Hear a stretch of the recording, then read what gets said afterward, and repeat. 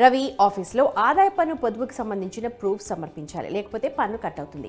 ప్రస్తుతం పెట్టుబడి కోసం అతని వద్ద డబ్బు లేదు, కాబట్టి అతను తన ఈక్విటీ మ్యూచువల్ ఫండ్స్లో ఈక్విటీ లింక్డ్ సేవింగ్స్ స్కీమ్ అంటే ఈఎల్ఎస్ఎస్లో పెట్టుబడి పెడతాడు. ఈఎల్ఎస్ఎస్లో పెట్టుబడిపై సెక్షన్ 80C కింద మినహాయింపు లభిస్తుంది. కానీ ఒక మ్యూచువల్ ఫండ్ నుంచి మరొక ఫండ్కి మారినప్పుడు క్యాపిటల్ గెయిన్స్ పన్నును విధిస్తారా లేదా అన్నది రవి డైలమా. ఈ వీడియోలో రవి క్వశ్చన్కి ఆన్సర్ కనుగొనే ప్రయత్నం చేద్దాం. చాలా మంది మ్యూచువల్ ఫండ్ స్కీమ్స్లో డబ్బుని పెట్టుబడి పెట్టడం లేదా మరొక స్కీమ్కి మార్చడం చేస్తుంటారు.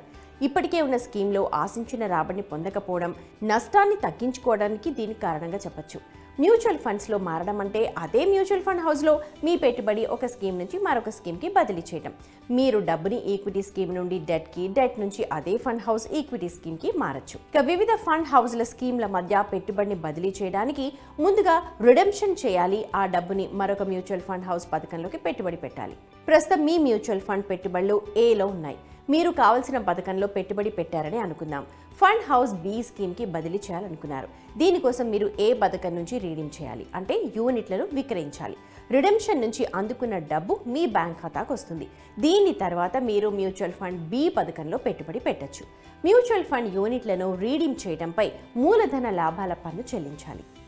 ఒకే ఫండ్ హౌస్లోని వివిధ స్కీమ్ల మధ్య పెట్టుబడిని బదిలీ చేసినప్పుడు డబ్బు బ్యాంక్ ఖాతాలోకి రాదు, కానీ నేరుగా ఒక స్కీమ్ నుంచి మరొక స్కీమ్కి వెళుతుంది. అయితే పన్నుల కోణంలో దీనిని విక్రయం లేదా రీడీమ్ అంటారు. దీని అర్థం మూలధన లాభాల పన్ను చెల్లించాల్సి ఉంటుంది. మూలధన లాభాల పన్ను మొత్తం ఆ పథకం స్వభావం, హోల్డింగ్ వ్యవధిపై ఆధారపడి ఉంటుంది. ఈక్విటీ మ్యూచువల్ ఫండ్స్లో 12 నెలలకు పైగా ఇన్వెస్ట్ చేయడం దీర్ఘకాలిక మూలధన లాభంగా లెక్కిస్తారు. ఏదైనా పెట్టుబడిని 12 నెలల కంటే ఎక్కువ కాలం పాటు ఉంచి మరో స్కీమ్కి బదిలీ చేయడం వల్ల దీర్ఘకాలిక మూలధన లాభం అంటే LTCG పన్ను ఉంటుంది. ఒక ఆర్థిక సంవత్సరంలో 1 లక్ష రూపాయల వరకు లాభాలపై పన్ను ఉండదు. దీనికంటే ఎక్కువ లాభాలపై 10% పన్ను ఉంటుంది. హోల్డింగ్ పీరియడ్ 12 నెలల కంటే తక్కువ ఉంటే లాభాలను స్వల్పకాలిక మూలధన లాభాలుగా పరిగణిస్తారు. దీనిపై 15% STCG పన్ను వర్తిస్తుంది. మీరు ఏప్రిల్ 1, 2023న లేదా ఆ తర్వాత డెట్ మ్యూచువల్ ఫండ్స్లో ఇన్వెస్ట్ చేసి ఉంటే హోల్డింగ్ పీరియడ్ ఏమైనప్పటికీ పెట్టుబడిని మార్చడం ద్వారా వచ్చే లాభాన్ని స్వల్పకాలిక మూలధన లాభంగా పరిగణిస్తారు. ఇది మీ ఆదాయానికి జోడిస్తారు. మీ పన్ను స్లాబ్ ప్రకారం ట్యాక్స్ ఉంటుంది.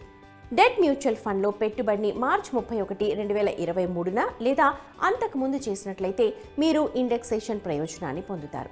ఈ స్థితిలో మీరు డెట్ ఫండ్ యూనిట్ని 36 నెలల కంటే ఎక్కువ కాలం ఉంచితే మరొక స్కీమ్కి మారినట్లయితే మీరు ఇండెక్సేషన్ ప్రయోజనం తర్వాత 20% దీర్ఘకాలిక లాభం పొందొచ్చు. క్యాపిటల్ గెయిన్ పన్ను విధిస్తారు. పన్ను బాధ్యతను తగ్గించడంలో ఇండెక్సేషన్ సహాయపడుతుంది. 36 నెలల ముందు విక్రయించినట్లయితే స్వల్పకాలిక మూలధన లాభాల పన్ను విధిస్తారు. లాభం ప్రకారం పన్ను స్లాబ్ ఉంటుంది. రవి DSP ఈక్విటీ ఆపర్చునిటీస్ ఫండ్లో పెట్టుబడి పెట్టాడు. ఇది ఈక్విటీ మ్యూచువల్ ఫండ్. రవి ఈ పెట్టుబడిని DSP ELSS స్కీమ్కి మార్చాలనుకుంటున్నాడు. అతని పెట్టుబడి 40,000. హోల్డింగ్ వ్యవధి 4 నెలలు. ప్రస్తుతం అతని మొత్తం 44,200కి పెరిగింది. అంటే 4,200 లాభం ఉంది. పెట్టుబడి కాలం 12 నెలల లోపే ఉంది, కాబట్టి ఈ లాభం షార్ట్ టర్మ్ క్యాపిటల్ గెయిన్. అతనికి 4,200 రూపాయల పైన పన్ను పడుతుంది. అంటే 15% లాభంపై 630 రూపాయల పన్ను చెల్లించాల్సి ఉంటుంది. రవిలాగా మీరు కూడా ఒక స్కీమ్ నుంచి మరొక స్కీమ్కి డబ్బుని బదిలీ చేస్తే అప్పుడు పన్ను ఉంటుంది. పన్నుతో పాటు మీరు ఎగ్జిట్ లోడ్ చెల్లించాల్సి ఉంటుంది. ఎగ్జిట్ లోడ్ అనేది ఒక రకమైన ఫీ.